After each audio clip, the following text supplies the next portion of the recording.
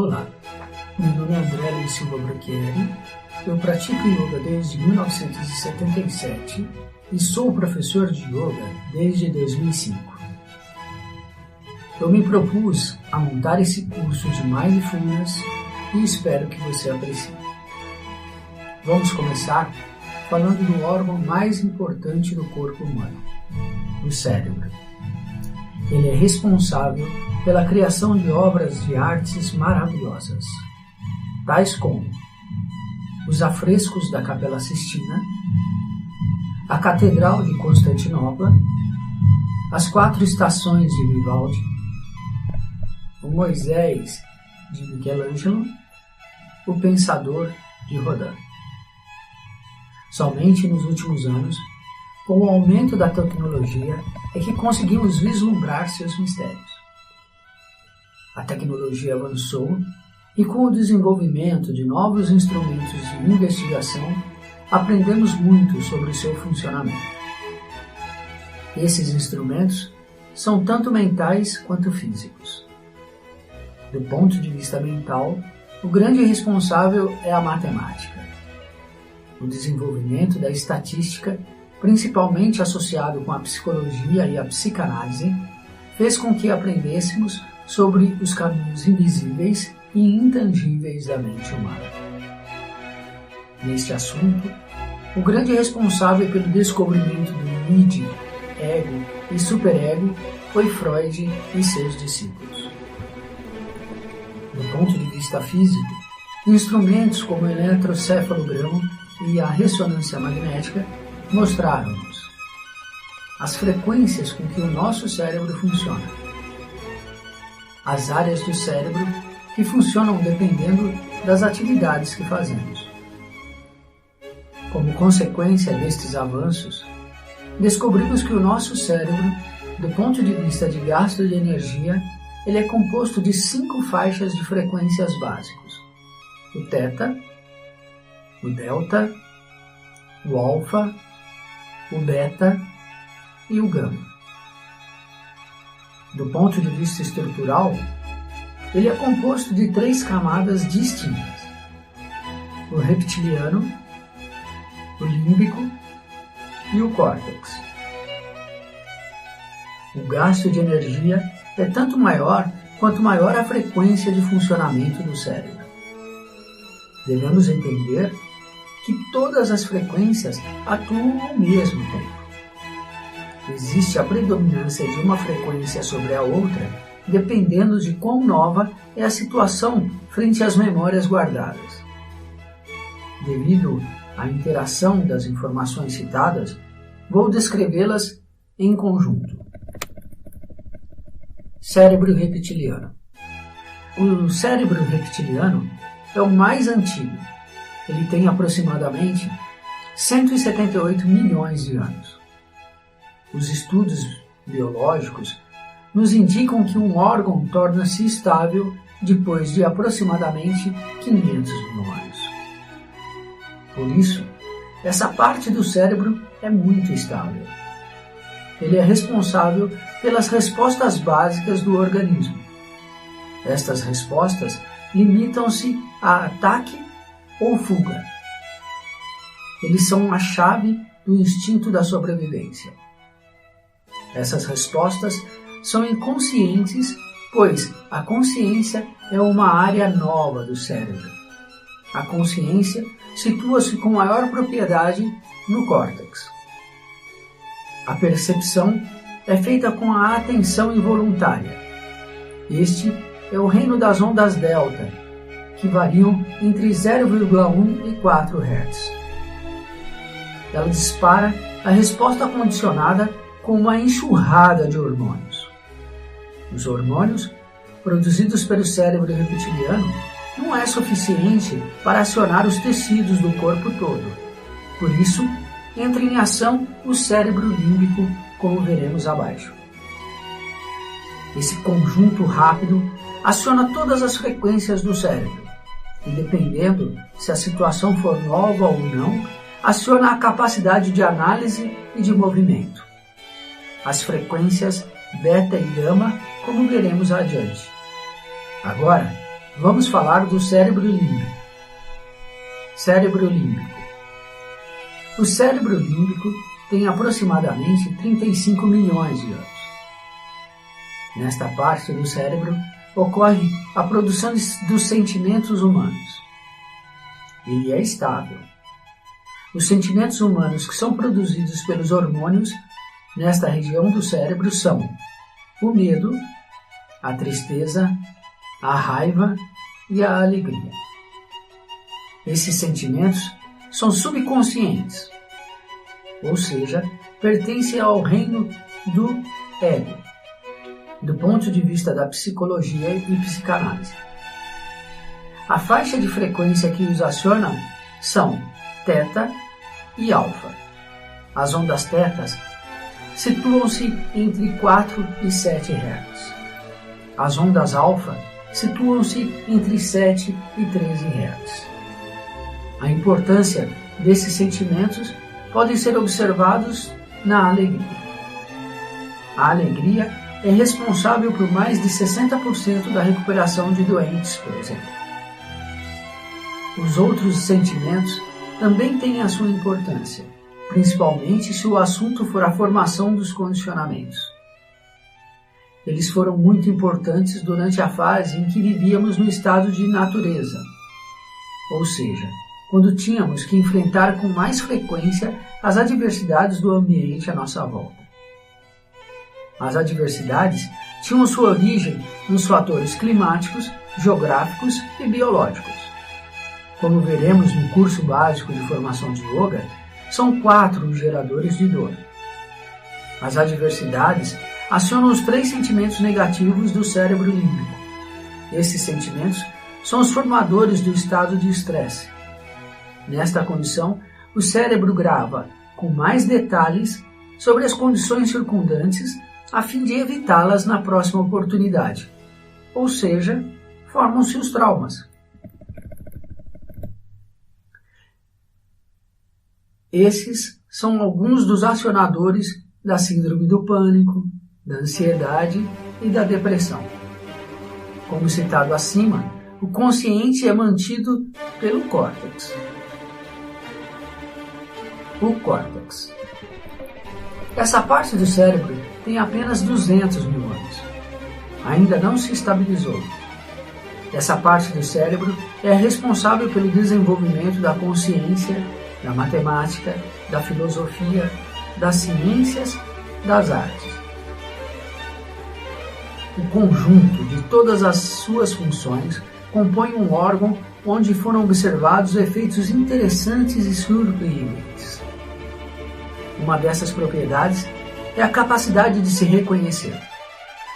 Na frequência beta, os nossos sentidos estão ativos e a nossa consciência também.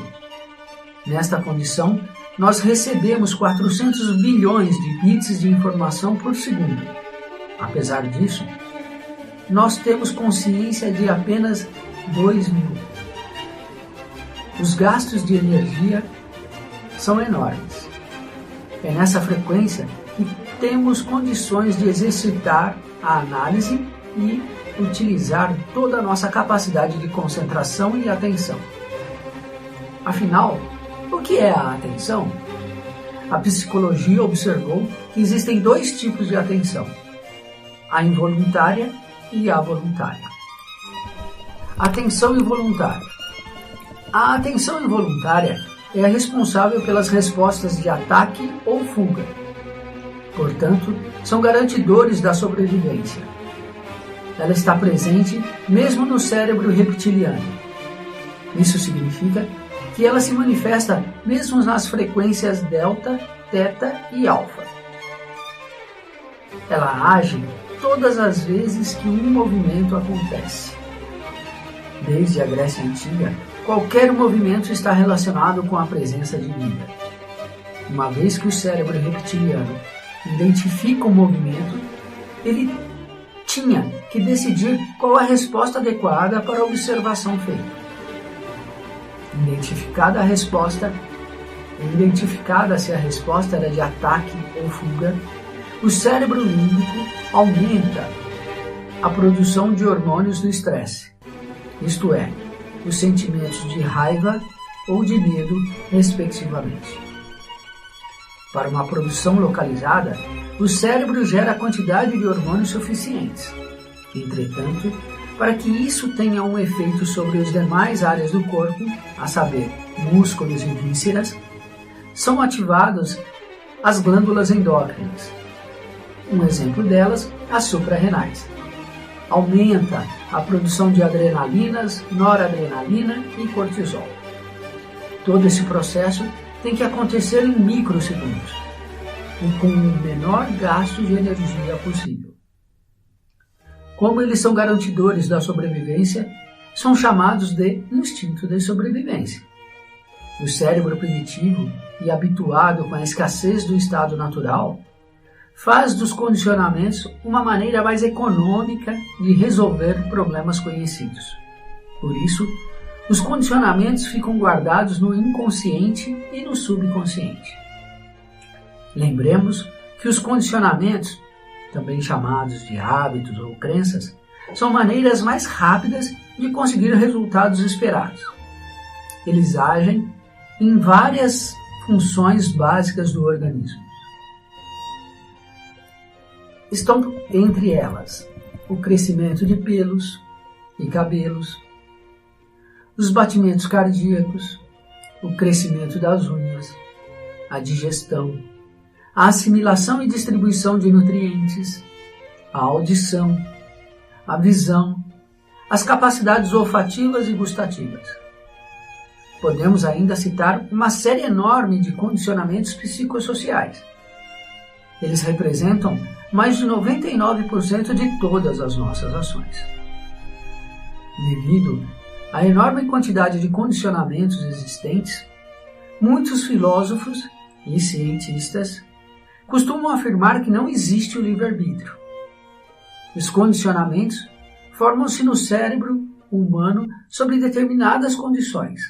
Essas condições são nos momentos de grande estresse, nos momentos de relaxamento, quando as frequências do cérebro chegam nos níveis alfa, teta ou delta, com frases ditas utilizando-se de figuras de linguagem e rimas, numa determinada sequência tonal relacionada com a música e também com a sequência áurea. Atenção voluntária. A atenção voluntária é responsável pela análise complexa de novas situações. Esta afirmativa foi comprovada em estudos em cobaias e através de estatísticas em consumidores e atletas de alto nível. Quando ela é acionada, existe um consumo enorme da quantidade de energia do cérebro.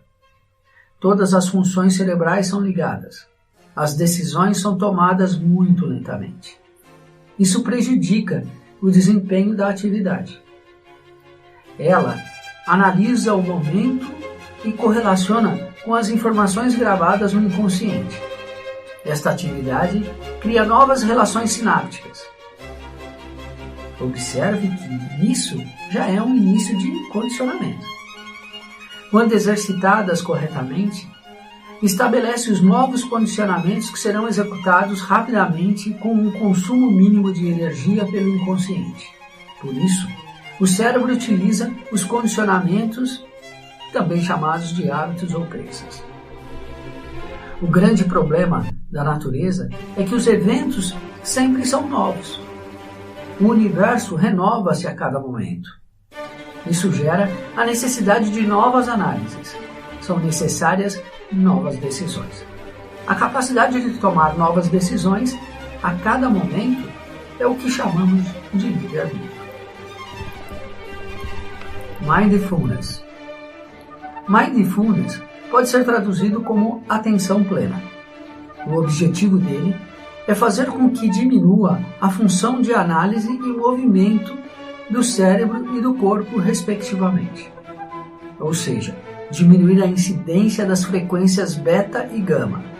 Afinal, elas consomem muita energia e dificultam a capacidade decisória. Entretanto, o desejo também é fazer com que consigamos manter a consciência. Por isso, o seu objetivo é manter-se na frequência alfa. Nela, reduz-se os gastos energéticos, mantém-se parcialmente a consciência e inibe as respostas condicionadas do cérebro límbico. Associado a isso, existe a possibilidade de aumentar a consciência das funções internas do organismo, ampliando as relações sinápticas entre elas. E, ainda, embora um pouco mais difícil, estabelecer novos condicionamentos. Portanto, manter-se nessa frequência é muito útil. Essa foi a descoberta feita pela medicina. Neste curso, nós vamos aprender a acessar e manter-se neste estado de consciência. Naturalmente, ele deve ser uma atitude deliberada, uma vez que os condicionamentos existentes nos levam a usar todas as frequências ao mesmo tempo.